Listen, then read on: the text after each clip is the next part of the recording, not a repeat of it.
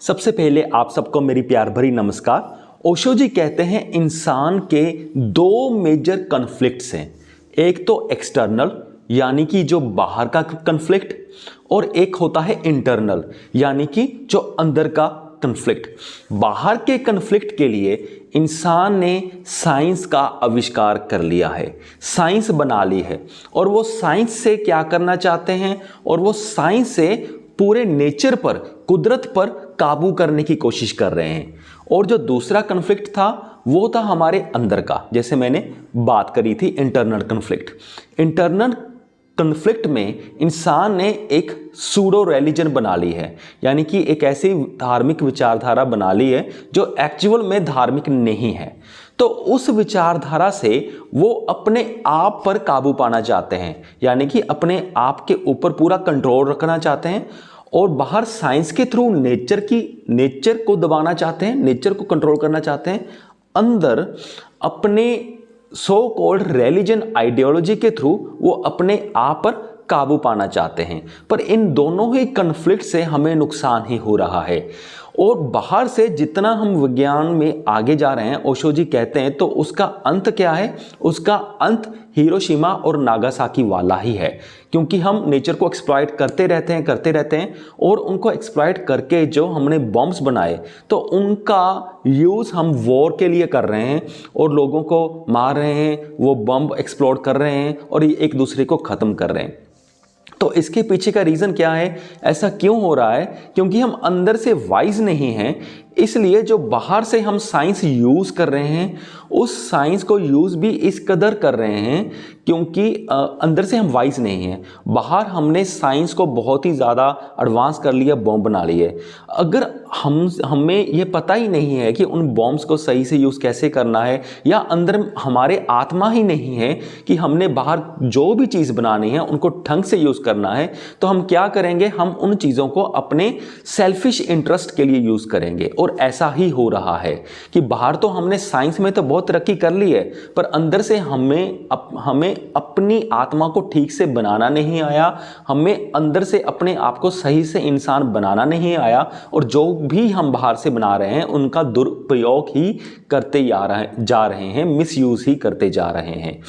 तो दूसरा जो हमारा इंटरनल कन्फ्लिक्ट है, उस वहाँ पे हमने जो सो कॉल्ड रिलीजियस आइडियोलॉजी हमने बना रखी है वो हमारा अंदर से और पतन करती जा रही है।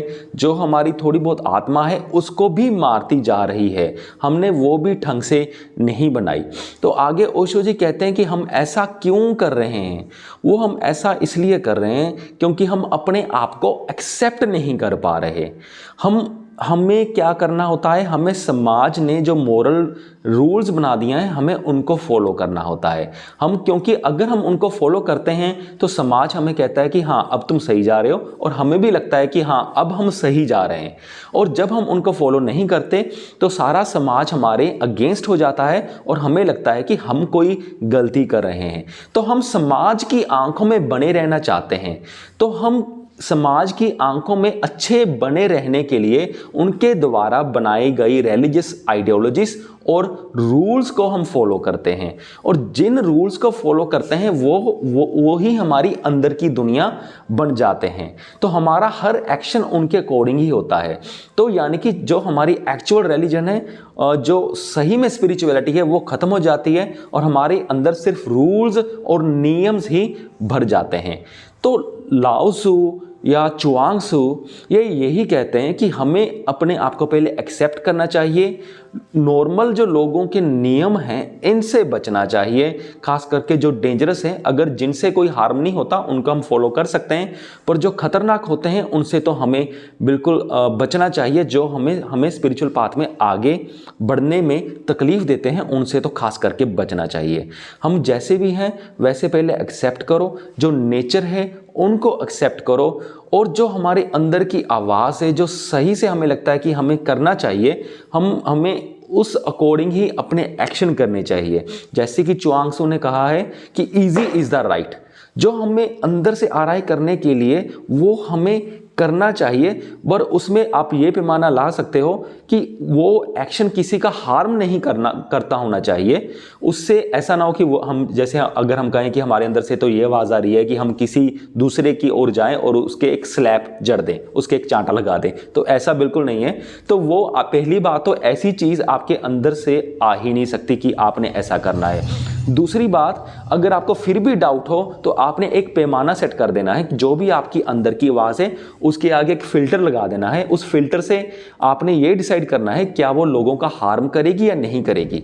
अगर लोगों का हार्म करेगी तो उस बात को आपने दबा देना है, और अगर वो हार्म नहीं करेगी तो आपने उस बात को फॉलो करना है। सो मुझे पूरी उम्मीद है कि आप सबको ये वीडियो समझ में आ गया होगा। सो इस वीडियो को देखने के लिए आपका बहुत बहुत धन्यवाद।